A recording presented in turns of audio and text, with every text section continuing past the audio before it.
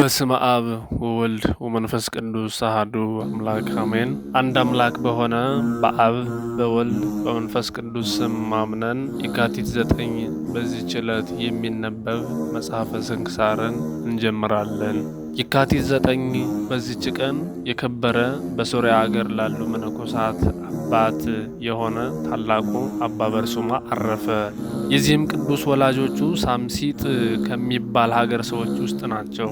አንድ በዋሻ ውስጥ የሚኖር ሰው በእርሱ ላይ ትንቢትን ተናገረ። ከመወለዱ አስቀድሞ ለአባቱ እንዲህ አለው፣ የትሩፋቱ ዜና በሶርያ ሀገር ሁሉ የሚሰማ ጣዕም ያለው ፍሬ ከአንተ ይወጣል። ከእርሱም የሚሆነውን ሁሉ እንዲህ ብሎ አስረዳው። ተወልዶም አድጎ እግዚአብሔርን ወደ ማወቅ በደረሰ ጊዜ ከወላጆቹ ሸሽቶ ወደ ኤፍራጥስ ወንዝ ደርሶ በዚያ ስሙ አብርሃም ከሚባል ሰው ዘንድ ተቀመጠ።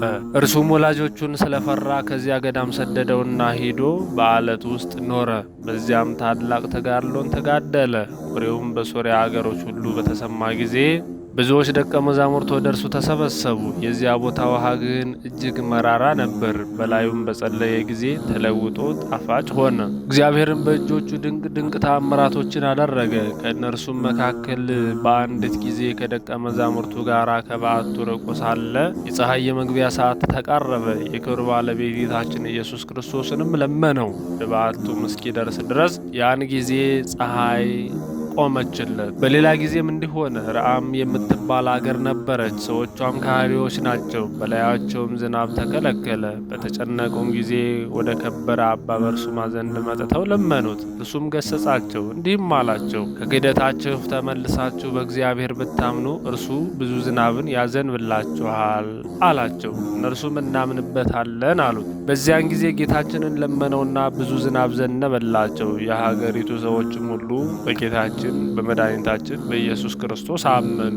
እንዲሁም ሰዎቿ ከሃዲያን የሆኑ ሌላ ሀገር ነበረች። እነርሱንም ገስጾ መክሮ አስተምሮ እግዚአብሔርን ወደ ማወቅ መለሳቸው። የጣዖቶቻቸውንም ቤቶች ሁሉ አፈረሰ። ይህም ቅዱስ ለራሱ ቦታ አዘጋጅቶ በዚያ ሳይቀመጥ 54 ዓመት ቁሞ ኖረ። ከመትጋት የተነሳ ሲደክመው ከናሱ ግድግዳ ላይ ተደግፎ ያሸልባል። በየ7 ቀንም ይጾማል። የከበረ አባ ስምዖን ዘአምድ ሊያይ ወዶ ወደ እርሱ ላከ። የትሩፋቱንና የቅድስናውን ዜና ከብዙዎች ሰዎች ሰምቶ ነበርና እርሱም ወደ አባ ስምዖን መጥቶ እርስ በርሳቸው በረከትን ተቀባበሉ። ከዚህ በኋላም ወደ ገዳሙ ተመለሰ። በሶርያ ሀገርም አስተማረ። በፊታቸውም ታምራትን ባደረገ ጊዜ በትምህርቱ ብዙዎች አመኑ። ዳግመኛም ወደ ታናሹ ቴዎዶሲዎስ ንጉሥ ሂዶ በቀናች ሃይማኖት አጸናው። ንጉሡም ብዙ ገንዘብን ሰጠው። እርሱ ግን ምንም አልወሰደም። በአንጾኪያ ሀገር በኤጲስቆጶሳት ሁሉ ስልጣን ላይ እንዲኖረው ስልጣን እንዲኖረው ንጉሥ ጻፈለትና ሐቲም ቀለበቱንም ሰጠው። በከሃዲው ንስጥሮስ ምክንያት 200 ኤጲስቆጶሳት በኤፌሶን ከተማ በተሰበሰበው ጊዜ ከእነርሱ ጋር ይህ ቅዱስ አለ። ከእርሳቸውም ጋር ንስጥሮስን አወገዘው። ዳግመኛም በአንጾኪያ ሀገር ያሉ መኳንንት፣ መሳፍንት፣ ሹማምንት ሁሉ የሚታዘዙለት ዘንድ ንጉሥ ደብዳቤን ጻፈለት። እርሱም በጎ ሥራ እንዲሰሩ በሃይማኖት እንዲጸኑ የሚያዝ ደብዳቤ በመጻፍ በንጉሥ ሐቲም ቀለበት እያተመ ለሀገሮች ሁሉ የሚልክ ሆነ።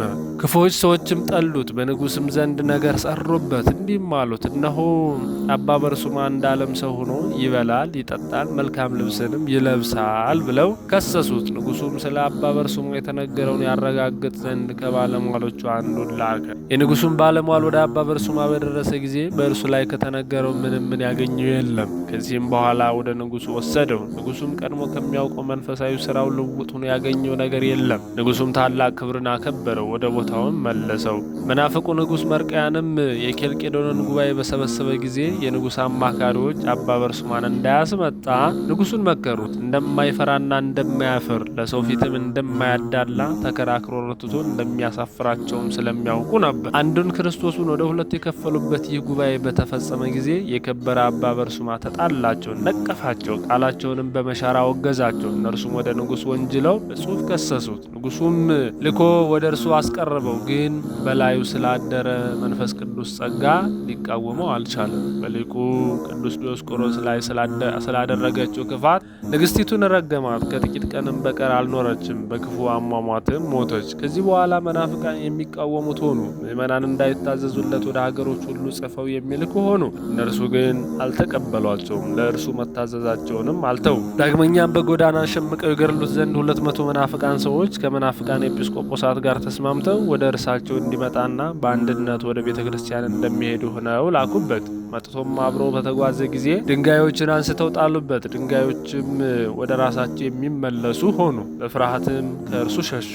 ከዚህም በኋላ እግዚአብሔር ከዚህ ዓለም እስረኛነት ሊያስወጣው በወደደ ጊዜ መልአኩን ወደ እርሱ ልኮ ከ4 ቀን በኋላ ከዓለም እንደሚፈልስ ነገረው። በዚያንም ጊዜ በዙሪያው ወዳሉ አገሮች ምዕመናንን ያጽናናቸው ዘንድ ረድኡን ላከው። እርሱም ሲዞር የመጥምቁ የቅዱስ ዮሐንስ ራስ ወደምትኖርበት ቦታ ደረሰና የከበረች የቅዱስ ዮሐንስን ራስ እጅ ነሳት። ስለ ካህዱ ስለ ንጉሥ መርቅያን በማልቀስም ለመነ። እንዲህም የሚል ቃል ከመጥምቁ ዮሐንስ ራስ ወጣ። አባ በርሱማ ሆይ ወደ እግዚአብሔር ስለከሰሰው ያ መርቅያን ሙቷልና አትፍራ። የከበረ አባ በርሱማ ረዱን ባረከውና በሰላም አረፈ። ከባቱም ደጃፍ ከምድር እስከ ሰማይ የሚደርስ የብርሃን ምሰሶ ተተክሎ ታየ። ምዕመናንም ሁሉ ከሩቅ አይተው ወደ እርሱ መጡ። አርፎም አገኙት። ከስጋውም ተባረኩ፣ በላዩም አለቀሱ። ከእርሱም ስለመለየታቸው እጅግ አዘኑ። እንደሚገባም እየዘመሩና እያመሰገኑ ገንዘው በመቃብር አኖሩት። ለእግዚአብሔር ምስጋና ይሁን፣ እኛንም በጸሎቱ ይማረን፣ በረከቱም ከእኛ ጋር ትኑር ለዘላለሙ አሜን። ዳግመኛም በዚህች ዕለት የከበረ ሶርያዊው ጳውሎስ በሰማዕትነት አረፈ። የዚህም ቅዱስ ወላጆቹ የሶርያ ሰዎችና በእስክንድሪያ ከተማ የሚኖሩ ነጋዴዎች ናቸው። ከዚህ በኋላ በስሙናይን ከተማ የሚኖሩ ሆነዋል። ወላጆቹም ሲሞቱ ብዙ ገንዘብ ተውለት። ከዚህ በኋላ ከሃዲያን ነገስታትና መኳንንት በክርስቶስ የሚያምኑ ምዕመናንን እንደሚያሰቃዩአቸውና እንደሚገድሏቸው ሰማ። በዚያንም ጊዜ ተነስቶ ገንዘቡን ሁሉ ለድሆችና ለችግረኞች በተነ፣ መጸወተ። ከዚህም በኋላ የወደደውን መንገድ ይመራው ዘንድ ወደ ክብር ባለቤት ጌታችን ኢየሱስ ክርስቶስ ጸለየ። ጌታችንም መልአኩን ሱሪያንን ላከለት። እርሱም በክብር ባለቤት ክርስቶስ ስም የሚደርስበትን ስቃዩን ሁሉ ነገረው። እነሆ ከአንተ ጋር እንድኖር እንዳጽናናህም እግዚአብሔር ልኮኛልና አትፍራ አለ። በዚያንም ጊዜ ተነስቶ ወደ ንድናው ከተማ ሄደ። በመኮንኑም ፊት ቆሞ በክብር ባለቤት በጌታችን በኢየሱስ ክርስቶስ ታመነ። መኮንኑም ልብሱን አራቁተው ይገርፉት ዘንድ አዘዘ። ይህንንም አደረጉበት። እዚህም በኋላ በጎኖቹ ውስጥ መብራቶችን አስገብተው ለበለቡት፣ እሳት ግን አልነካቸው። መኮንኑም ለጣዖት እንዲሰግድ ብዙ ገንዘብ አመጣለት። የተመሰገነ ጳውሎስም ወላጆች ሲሞቱ 17 የወርቅ መክሊት ትተውልኝ ነበር። ስለ ክብር ባለቤት ክርስቶስ ፍቅር ትቼ ለድሆች መጸወትኩት። ወደዚህ ወደ ተራቀ ገንዘብህ እንዴት እመለሳለሁ አለው። መኮንኑም ሰምቶ ብረትን በእሳት አግለው በአፉና በጆሮቹ እንዲጨምሩ አዘዘ። ይህንንም ሁሉ አደረጉበት። ሱሪያል መልአክም ወርዶ ዳሰሰውና አዳነው። ሁለተኛ እባቦችን በላዩ ላይ ሰደዱ፣ አልነኩትም። ምላሱንም ቆረጡ። ጌታችንም አዳነው። መኮንኑም ወደ እስክንድሪያ ከተማ በሚሄድ ጊዜ ከእርሱ ጋር ወሰደው። የክብር ባለቤት ጌታችን ኢየሱስ ክርስቶስን በመርከብ ውስጥ ተገለጠለትና እዚህም ቅዱስ ቄስ የሚባል ወዳጅ አለው። እህቱ ቴክላም ትባላል። ጌታችንም ስጋው ከስጋቸው ነፍሱ ከነፍሳቸው ጋር እንደሚሆን ነገረው። ያን ጊዜ እኒህ ቅዱሳን በእስክንድሪያ ከተማ በእስር ቤት ነበሩ። የከበረ ጳውሎስም ወደ እርሳቸው በደረሰ ጊዜ እርስ በርሳቸው ተሳሳሙ። በመገናኘታቸውም ነፍሳቸው ደስ ብሏት እግዚአብሔርን አመሰገኑ። መኮንኑም ወደ እንዴናው ከተማ በሚመለስ ጊዜ የቅዱስ ጳውሎስን ራሱን ቆርጠው ስጋውን ከጥልቅ ባህር ወረወሩ። የሰማዕትነትንም አክሊል በመንግሥተ ሰማያት ተቀበለ። ምዕመናንም ስጋውን በስውር ወስደው በአማሩ ልብሶች ገነዙት፣ በእነርሱም ዘንድ አኖሩት። ከእርሱም ድንቅ ድንቅ ተአምራቶች ተገለጡ። ለእግዚአብሔር ምስጋና ይሁን፣ እኛንም በጸሎቱ ይማረን፣ በረከቱ ከእኛ ጋር ትኑር ለዘላለሙ አሜን።